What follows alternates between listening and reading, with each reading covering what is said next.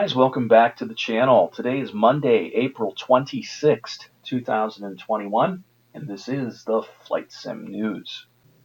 So first up is the guys at 1C Game Studios have announced that for IL-2 Great Battles series, they've pushed the 4.601 update out and it's ready to go.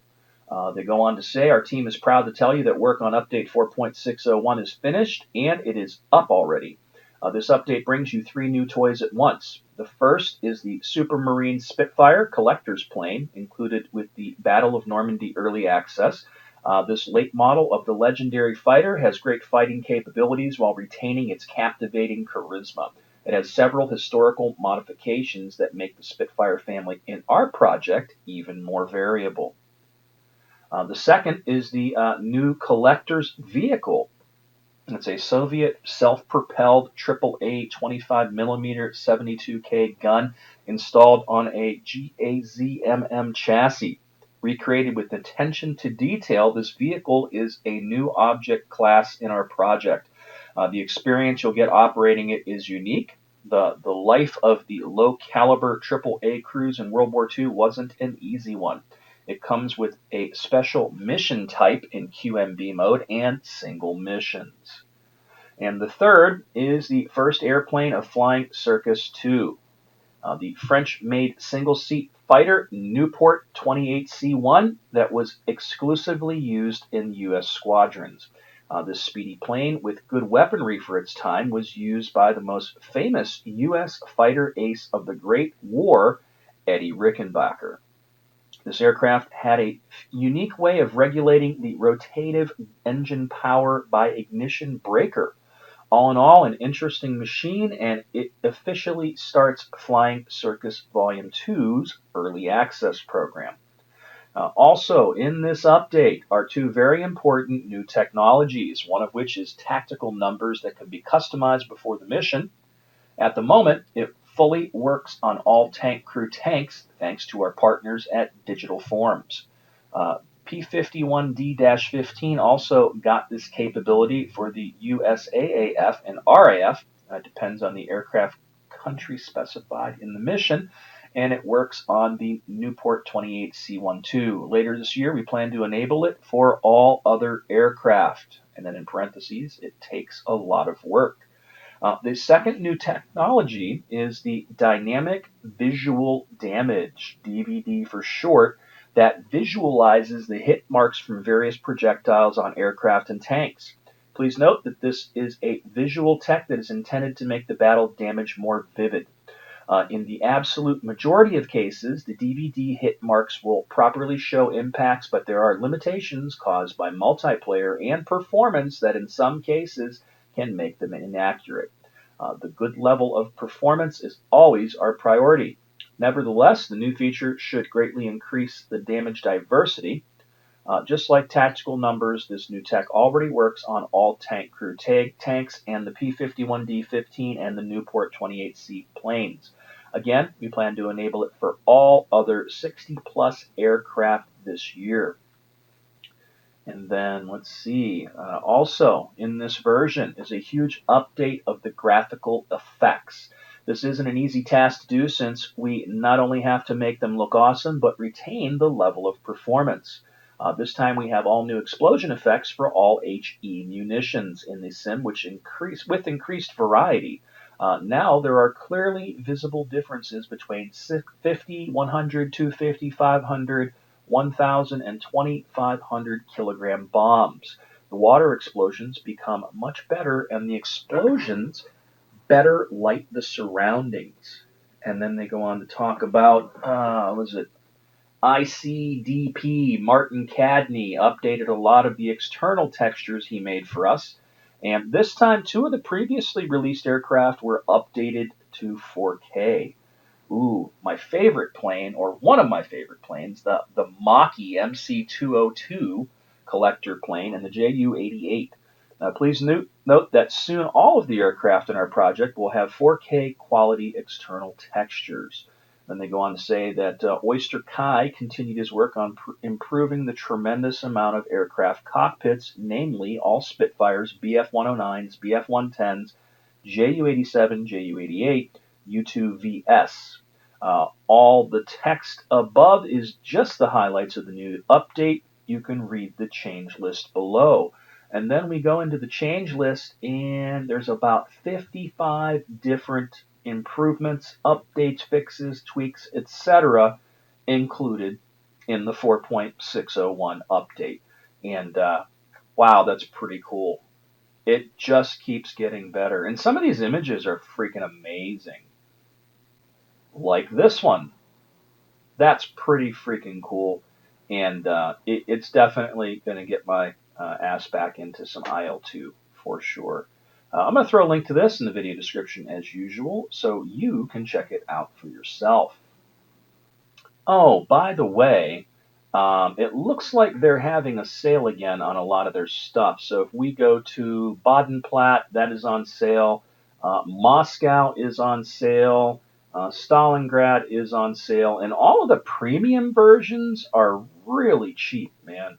Like, it's just crazy how cheap it is. Like, if you wanted to get in on the Battle of Stalingrad, the first one, you're looking at like $7 for the standard edition and $12 for the premium that comes with the collector planes. Battle of Kuban, premium version's $19.99, standard is $12. Again, I would go for the ones that come with the collector's planes because there's a lot more value there. But it's a good time to jump in and get into some of the great battles stuff. And Flying Circus Volume 1 is on sale for $27, which I want to say that's the cheapest it's been yet. And if you're looking to scratch that itch for the Great War, World War I biplane era stuff, it doesn't get much better than Flying Circus Volume 1. And Volume 2 is right around the corner. And there's still a $10 discount off that at the moment. And the first plane, if you have Flying Circus Volume 2 pre-ordered, you'll be able to fly that plane right now. So again, I'll throw a link to this in the video description as usual, and you can check it out for yourself. Alrighty, there's a new mod out there for DCS. The VNAO T45 Goshawk module is now available. I found this on one of my Facebook groups that I follow. They go on to say the highly anticipated T45 Goshawk module is now available on the MVP Aviation Playground mod server. A big congratulations to the VNAO team for achieving this important milestone. The T-45 brings new and exciting carrier operations to DCS World, and no doubt thousands of hours of enjoyment for virtual pilots around the globe. On this server, they've added 40 spots for the T-45 Goshawk to spawn in and enjoy the multiplayer action. There's also a link in this post where you can download it from Dropbox and give it a shot. I will definitely throw a link to this in the video description as usual, and you can check it out for yourself. So Greg over at Reflected Simulations has been pretty busy. So he put together about a 3-minute video here on the Big Show campaign and how it has been updated with some channel map missions, which is pretty cool. As I recall, this was originally created using the Normandy map. And he goes on to say, I've selected 5 missions where both the base and the target area can be found on the new channel map and recreated them from scratch. So, if you were to get the Big Show campaign, and I believe DCS is still on sale, and a lot of the campaigns are, you would also get the ability to fly some of these missions on the channel map instead of just the old Normandy map. Very cool stuff. I'll throw a link to this in the video description as usual, and you can check it out for yourself. Here's a post I found over on one of my Facebook groups as well, and this is from India FoxT. It says, we're working hard on the DCS MB-339, but with the new cloud system implemented in 2.7, it is difficult not to stop and take some screenshots. So here we are. The new cloud system of DCS World by Eagle Dynamics is really a big step forward in terms of visual fidelity for the platform, and we could not be happier about it. We're also working with it to integrate new weapons into the platform so the 339 will be able to perform a variety of tasks apart from flight training. Unfortunately, we do not have a release date yet, but as usual, we'll do our best to keep you posted. And then here is a few images of it in action. that looks pretty impressive. You know, I've never been the guy that really gets into the trainers that much. The trainers in general just don't do a lot for me. However, this one looks pretty cool. I'll definitely throw a link to this in the video description as usual, and you can check it out for yourself. Greg over at Reflected Simulations is dominating this week's Flight Sim news because he posted a bunch of great stuff last week. He goes on to say in this post, so who's using my campaign wallpapers? Since 2.7, you can select a campaign-specific wallpaper in DCS by going to Settings, Miscellaneous, and Themes. Didn't know that. The ones that you own will pop up in the drop-down menu. And then he goes on to show off a bunch of the wallpapers that are included here.